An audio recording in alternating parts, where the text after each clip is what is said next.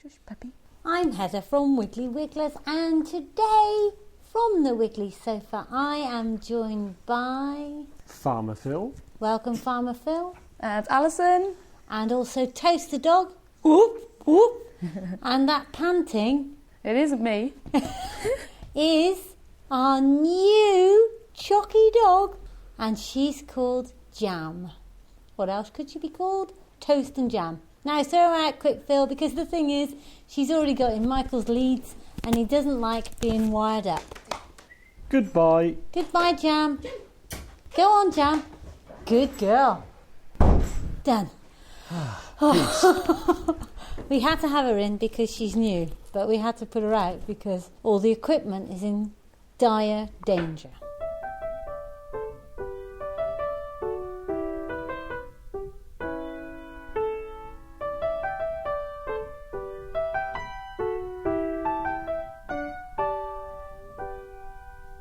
On this week's show, we've got Alison with Plant of the Week. Are you going to tell us what it is, or can I smell it from here? Wild garlic. Hooray! We're going to catch up with the calf born on last week's show. We've got a new review on iTunes from Shotoke, and so Farmer Phil gets sheepish. And we hear about the latest products from Wiggly Wigglers and Monty's Wormcast. No Ricardo. Ooh, where is Ricardo? Ricardo is on 2 dangerous missions. Oh. What? The Again? first one is he's on a chainsaw course. No. He is. Oh no. Hope he's Yeah. got his protective trousers on. I think he's got Farmer Phil's protective black trousers on, actually. He's gone to learn how to use a chainsaw safely. Oh. And bearing in mind the previous ladder incident, where he can't actually use a ladder safely, he has had many pep talks before he went. But he's also on a much, much more dangerous mission than that. Oh, what's that? He's auditioning for The Weakest Link. He isn't.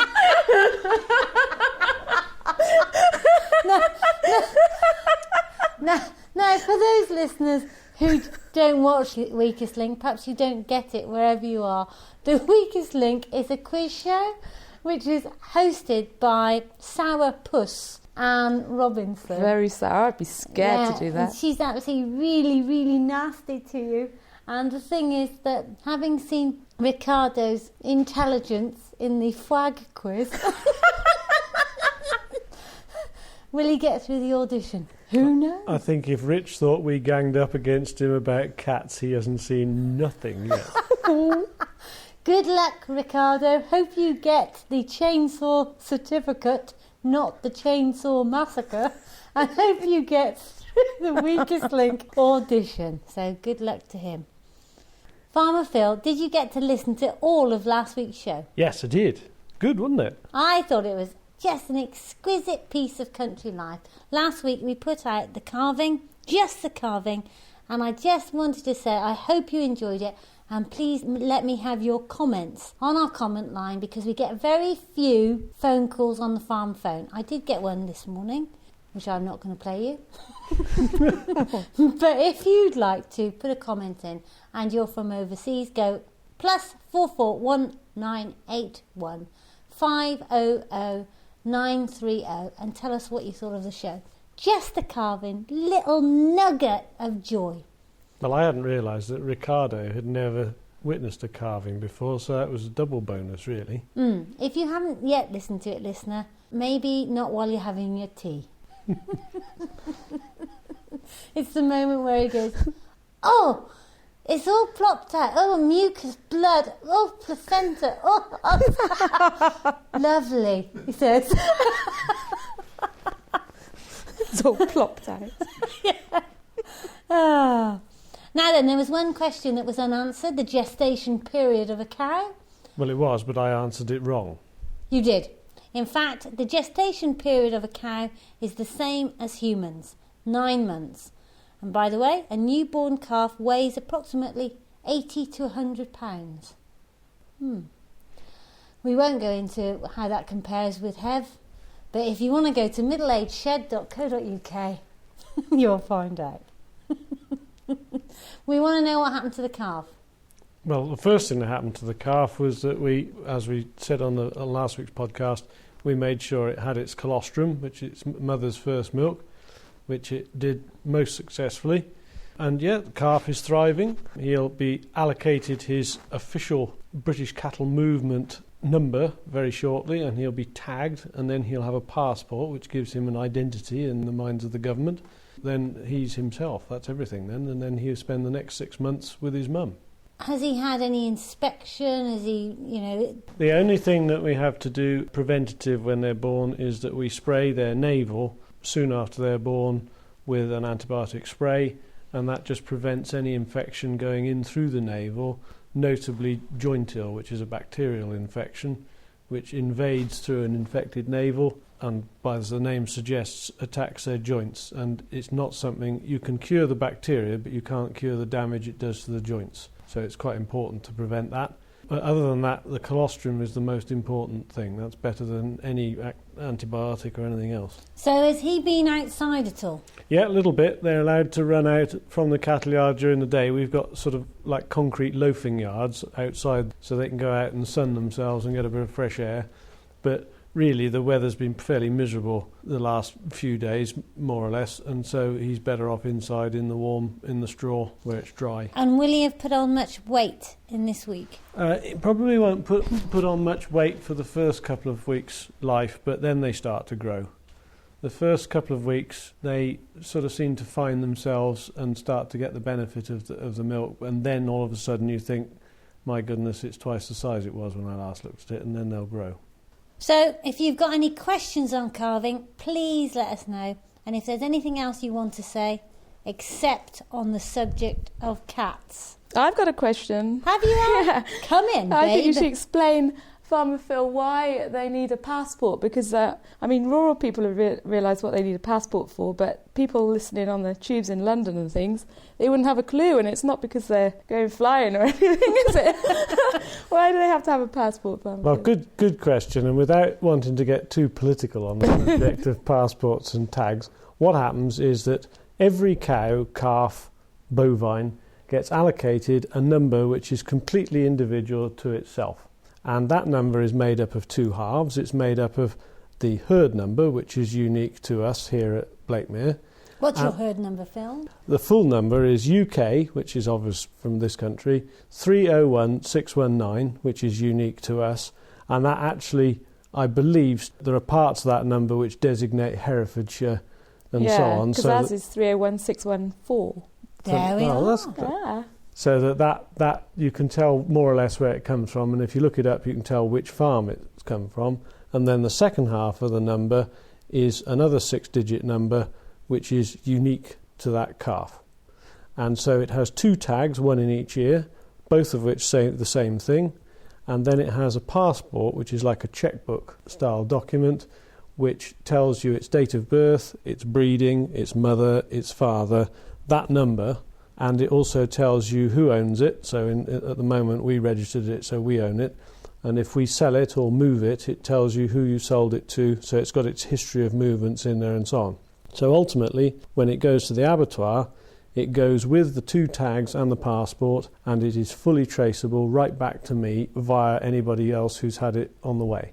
So does that mean that in the butchers or in the supermarket, that if the customer asked, that they could trace that piece of meat back, because then it won't have got a passport, will it? No, but once it gets to the abattoir, I think they do it on barcodes, but effectively the beef becomes coded. Right. And that code relates to the animal and then back to me. And it has been tested and it does work. And the question on every listener's lips is, why does the government send each passport in a separate envelope? I thought we weren't getting too political. But basically, the system is so sensible and so secure that just about every detail on that passport and on those ear tags are specified by me. So how is it in any way different to me saying I know which calf that is? It is just a political thing to pacify the powers that be and make us spend £5 on each animal. Get off! Is that right, Al? Basically, when Farmer Phil is carving, he's Mr. Popular in the post. Yeah, he is. He gets mailings Lots of every day. letters. I must just keep you up to date. Yesterday, I came down for breakfast to see Farmer Phil with a little grin just on the left-hand side of his face, a little smirk. And I said, Farmer Phil, what's up? And he said, Bingo, we've had some money from the government. a contribution to his subsidised lifestyle. We've had a part payment for this year, but we haven't finished last year yet, so there's still a few issues going on. Yeah, that sounds complicated. It is nice to have some. Anyway, going back to cats. We're not having any feedback on cats, dear listener. We can't, because the feedback has been, shut up about cats. Yeah, I agree. So we can't do it. If you want to make a comment on cats, not on our show, love. No way. We've finished it. Move on. Go to our blog. I've put Simon Sherlock's post up now. He and I had a little bit of a mess up. Well, I did. So it's up there now. It's called Catastrophe. And if you want to comment, don't do it on the show. Do it on the blog. Because all the feedback is we're sick of cats now.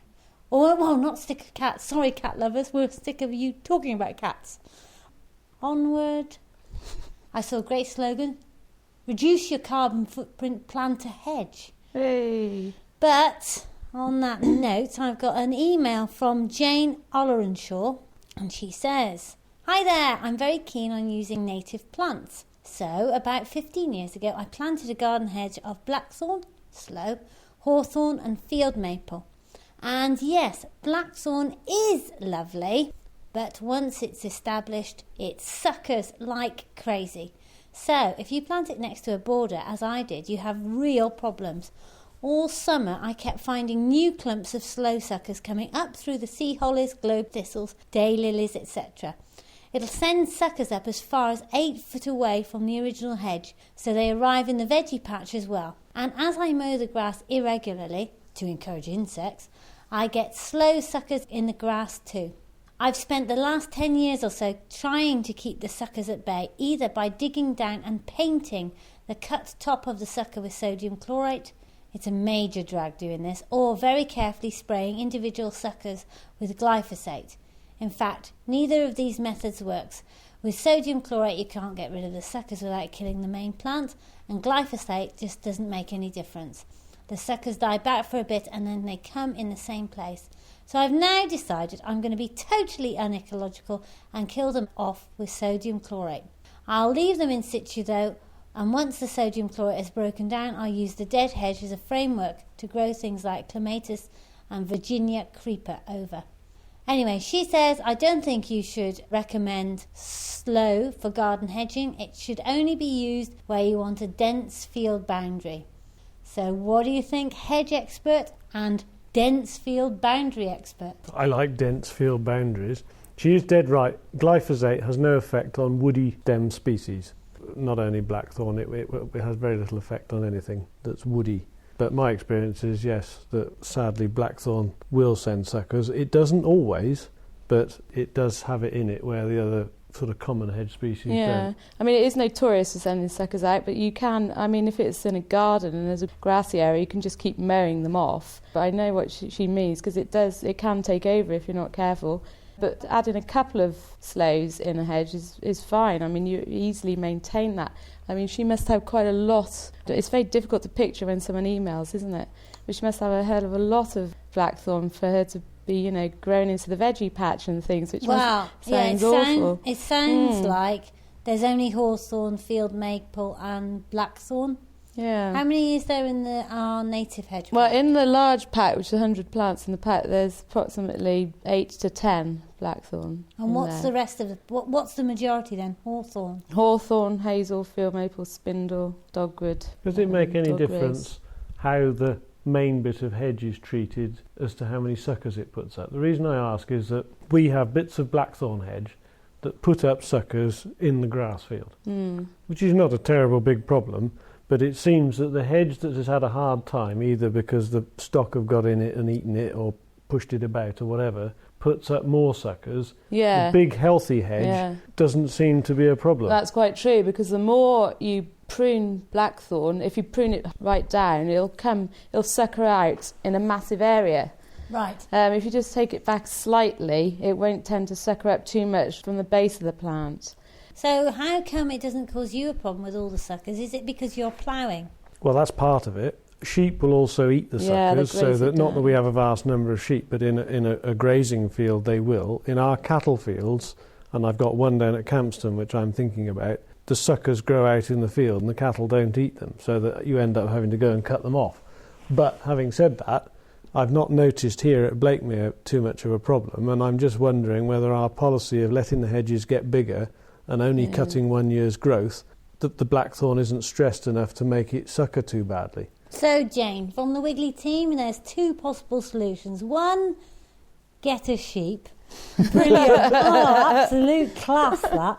And 2, let the hedge grow bigger. Now, that's really taking your heart in your hands, isn't it? To actually leave it be and see if when it gets bigger, it doesn't put so many suckers out. But I know for a fact that, Hev, when we're taking them down, say they've grown too big and we want to grow them on for a second year, and we'll take the tops out. I know for a fact that if you take them too low, they'll grow too bushy in the base. So maybe this lady has actually trimmed them back too harsh, too soon almost. Not sure. And what about the idea of not selling blackthorn in the hedge pack? Oh no, we have to make sloe gin. No way. I mean, the thing is that the sloes are great for the birds, aren't they? Yeah, it's nice. It's a nice one. Yeah. And, you know. They're pretty good for the gin too, as Al says. Absolutely. Yeah. And I've just done a whole e-news about blackthorn. So, Jane, the thing is, let it grow up a little bit more, and hopefully that will reduce the amount of problems that you've got. For those folk who are planting next to a grass verge, just don't worry about it. And for all those real problems, get a sheep. Dolly the sheep's what you need. Here's a review. It's a 5-starer. And I don't know what iTunes are up to, but they seem to have deleted any ones of ours that aren't 5 stars. So now we have across the board 5 stars, and it's from Shotake. And she says, what a way to inspire. Or he says, I'm not sure really. I came across this podcast after clicking the science and tech section in iTunes. It was featured and the name struck a chord with me. It sounded quirky and like one of those podcasts which are full of useful information. The format of the show gives the mind a warm arbour to sit by with a cup of tea and good company. I would definitely recommend this. As someone who grew up in the country, though forestry and sheep farming were bigger than cereals, and has been away for 3 years in Japan, I thank the team for giving me a slice of home comfort. Plus, it's helping me remember all that landscape management I studied at uni. There we are. Now, we've got sheep news coming up next week. But in the meantime, Al, you've been to market, I believe. Yeah, I sold last year's lambs in the market last week. And they weighed in, Farmer Phil, and the records, 63 kilos and 72. And how much are they supposed to weigh? Well, normally it's about 40, 45. I sort of missed the boat a bit. The heavier they get, the less per kilo you get. So, and to compare this to Heather's weight, you can go to middleageshed.co.uk. I've got to say, Al, a 70-odd kilos warp-blazed lamb, it was quite that's big. a bit of a lumper, really, isn't it? In fact, it was so big it jumped out of the pen and all these market helpers were running around trying to catch it. I was like, oh dear. I trust you gave away plenty of luck money with it. Well, actually, Farmer Phil, I did a runner. Anyway, more of that next week. We're going to find out all about sheep en route. Am I right, Farmer Phil? Bear. What have you got there, Alison, on the Wiggly coffee table? Right, this is wild garlic. Plant of the week. Isn't it nice to have plant of the week? Here we go. Now, would you like me to empty the pot again? I would. There's not much in the pot this time of year. They're just starting to shoot up. But I'll just show you, separate the compost. It's just like planting daffodil bulbs. And it comes out like that, look. Like a large garlic clove. Just started to grow there. Let's have a look. And it smells. Oh, you smell that? And apparently you can eat Ooh. every part of this plant. Really? Yeah, you put it in salads and things, the So leaves. is it garlic then, as we conventionally It's, think of garlic? Wild garlic, yes. But can you use it in the same way? You know, yesterday we cooked pork and I always put bits of garlic in between the crackling. Yeah, you could do that, but it isn't quite as strong as cultivated garlic. That's probably a good thing because a lot of children are not keen on garlic. And when Monty came into the kitchen, he said, "What's that smell?" Mum, Yeah, you probably won't it's have nothing. garlic breath for the next week after this. But yeah, there we go. And you can plant it this time of year or in the autumn, and it'll come up in the spring. And then you see whole forest floors of it, don't you, when you walk in the woods, and it just smells lovely. And it's part of the allium family. You know those like onions you can plant in the garden? Oh, what are they those called? trendy Those alliums. giganteum ones. Well, the flower is a miniature one of that, really, I always think. Because they're white though, aren't they? Yeah, they're white, but it's the same principle. It's like a ball of flowers. Yeah. Yeah, but it's out lower down. If anyone gets a chance to travel down to Chepstow in the spring, because wild garlic and bluebells don't grow together, there's a carpet and it's sort of like a zebra crossing because there's just a massive patch of wild garlic. Oh yeah, it's then actually gorgeous. Bluebells, then garlic, and it just looks wonderful. I haven't actually seen much in Herefordshire apart from down there, but down in Devon, all in the hedges, the hedgerows, is just gorgeous. Oh. Any wild garlic on the farm? Yeah, we got lots of wild garlic up in the wood. Oh, that's Lots funny and because we've got bluebells as well, haven't we? Yeah, So. but there's a lot, and there's a certain amount of lily of the valley as well, and there's whatever the plant is that I call lords and ladies. We seem to get a lot of that in the hedgerows, and I believe that likes similar damp. Lords and ladies? It produces a stem with loads of red berry fruit on it, a rather sort of... Oh, a question hangs in the air. Dear listener, if you know what lords and ladies is, just let us know on the farm phone, but otherwise we'll find out for next week. Oh, this spontaneous broadcasting does get to one on time. Anything else about it, Al? And also, how am I going to eat it? Because won't I ruin the plant?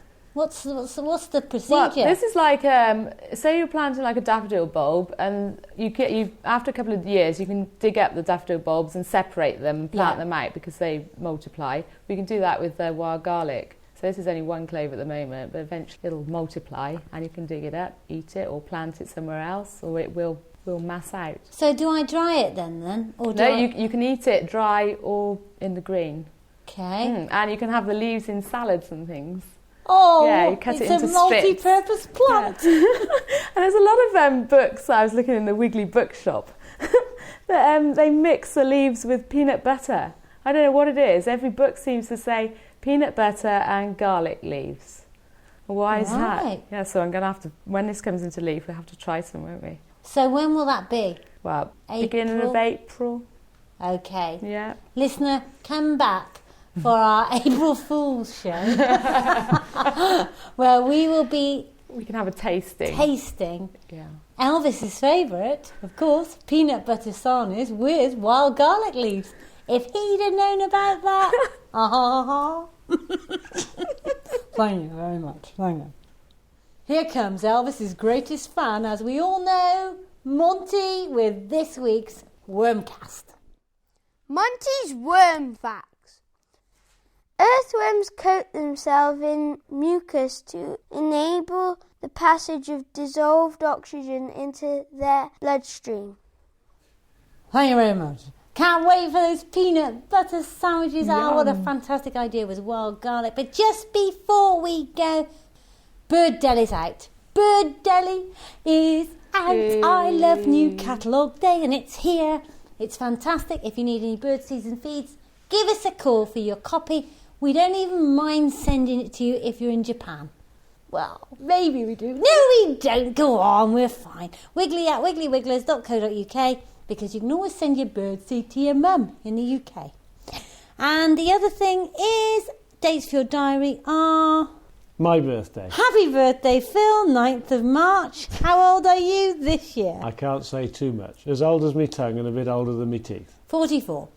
Farm Sunday. If you want to get out to a farm near you, have a look at leafuk.org, because there's over 500 farms open this June on the 10th.